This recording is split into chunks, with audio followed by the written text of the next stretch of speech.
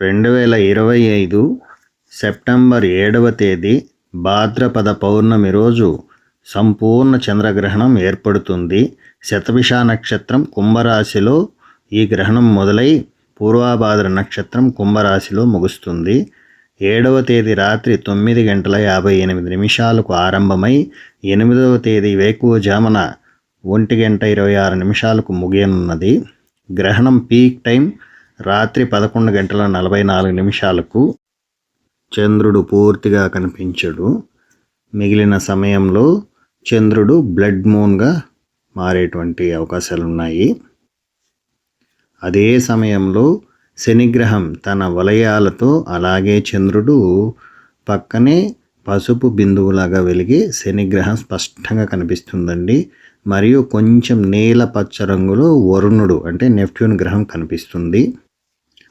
ఇది సౌరమండలంలో దూరంగా ఉన్న ఒక గ్రహం. ఒకే సమయంలో బ్లడ్ మూన్, శని, వలయాలు, వరుణ గ్రహం కనిపించడం ఖగోళ అద్భుతం. గ్రహణం ఆరంభ కాలానికి 9 గంటల ముందు నుంచి సూతకాలంగా గుర్తిస్తారండి. సుమారు ఆదివారం మధ్యాహ్నం 12:50 నుంచి.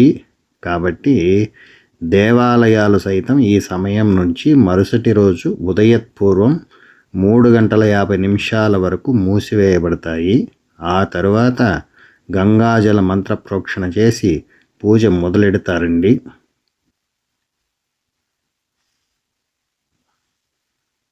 ఎందుకంటే ఈ సమయంలో రాహు, చంద్రగ్రహ కాస్మిక్ రేడియేషన్ ప్రభావం భూమిపై ఎక్కువగా ఉంటుంది.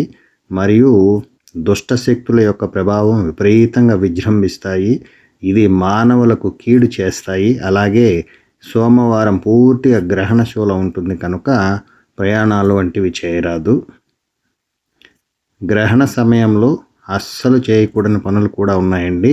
అంటే ఆదివారం మధ్యాహ్నం 12:50 తర్వాత క్షవరము, గోళ్ళు కత్తిరించుట, మాంసం తినుట, వండుట, కొత్త వాహనాలు కొనుట, ప్రయాణాలు చేయుట, గర్భిణీ స్త్రీలు బయట తిరుగుట నిషేధం అండి. అది మంచిది కాదు. గ్రహణం సమయంలో పూజలు చేయొద్దు. ఆర్థికపరమైన లేదా భావోద్వేగపరమైన నిర్ణయాలు అస్సలు తీసుకోవద్దు. ముఖ్యమైన నిర్ణయాలు తీసుకోవద్దు. భావోద్వేగానికి గురి కావద్దు. గ్రహణ సమయంలో ఏమీ తినకూడదు, తాగకూడదు. వృద్ధులు, గర్భిణీలు, చిన్నపిల్లలు, దీర్ఘకాలిక వ్యాధులతో బాధపడే వారికి మినహాయింపు మాత్రము. ఈ సమయంలో ఎటువంటి శుభకార్యాలు చేయకూడదు. వంట వగైరా చేయకూడదండి.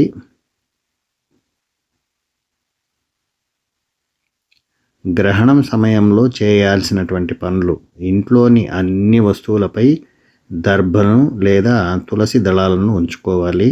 గ్రహణ సమయంలో ఆహార పదార్థాలు కలుషితం కాకుండా ఉండేందుకు వాటిపై దర్భ లేదా తులసి ఆకులను ఉంచుకోవాలి. వీటిలో ప్రతికూల శక్తులను గ్రహించే శక్తి ఉంటుందని అందరూ నమ్ముతారు. గ్రహణం సమయంలో మానసికంగా బలంగా ఉండేందుకు భక్తి మార్గంలో వెళ్ళాలి. గురువు ఇచ్చిన మంత్రోపదేశం లేదా పూర్వీకులు ఇచ్చిన ఆరాధన ఏదో ఒకటి తప్పకుండా చేసుకోవాలి. ఇంట్లోనే దేవుడి ముందు కూర్చుని దీపం వెలిగించి ధ్యానం లేదా జపం చేసుకోవచ్చు. ఓం నమః శివాయ లేదా ఓం హరి మర్కటాయ అనే మంత్రాన్ని కూడా జపించవచ్చు. దీనివల్ల మానసిక బలం ఏర్పడుతుంది. మనసులో నెగిటివిటీ పూర్తిగా తొలగిపోతుందండి. గ్రహణం ముగిసిన వెంటనే స్నానం చేయాలి. శుభ్రమైన దుస్తులు ధరించాలి. ఇంటిని శుభ్రం చేసుకోవాలి. గ్రహణ సమయంలో వాడిన వస్తువులను, వంట పాత్రలను శుభ్రం చేసుకోవాలి.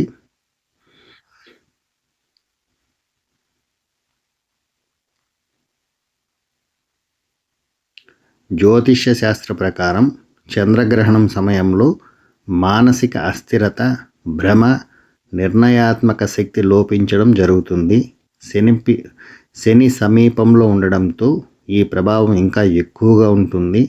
ఈ ప్రభావం 12 రాశుల పైన ఉంటుంది. కొన్ని రాశుల వారిపై విశేష ప్రభావం చూపిస్తుంది. 12 రాశుల మీద ప్రభావం ఎలా ఉందో చూద్దాము. మేషం, గ్రహణం సమయంలో మానసిక అస్వస్థత, కోపం పెరగవచ్చు. వృషభం, కుటుంబానికి సంబంధించి నిర్ణయం తీసుకునే సమయంలో జాగ్రత్తతో ఉండాలి.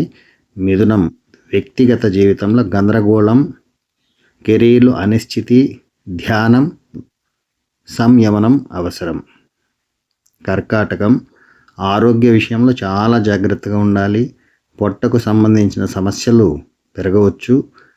సింహం, ప్రేమ సంబంధాలు, విద్యకు సంబంధించిన విషయాల్లో చికాకులు ఉండవచ్చు. కన్యారాశి వారికైతే కుటుంబంలో వివాదం, నిర్ణయం తీసుకోవడంలో తొందరపాటు ఉంటుంది. తులారాశి వారికి సోదరులకు సంబంధించిన విషయంలో టెన్షన్ ఉంటుంది. వాహనం నడిపేటప్పుడు జాగ్రత్త అవసరం. వృశ్చికం వారికి ధన వ్యయం పెరుగుతుంది. ధనస్సు వారికి ఆత్మవిశ్వాసం తగ్గుతుంది. ఆరోగ్యం మీద ప్రభావం, జాగ్రత్తతో ఉండాలండి వీరు.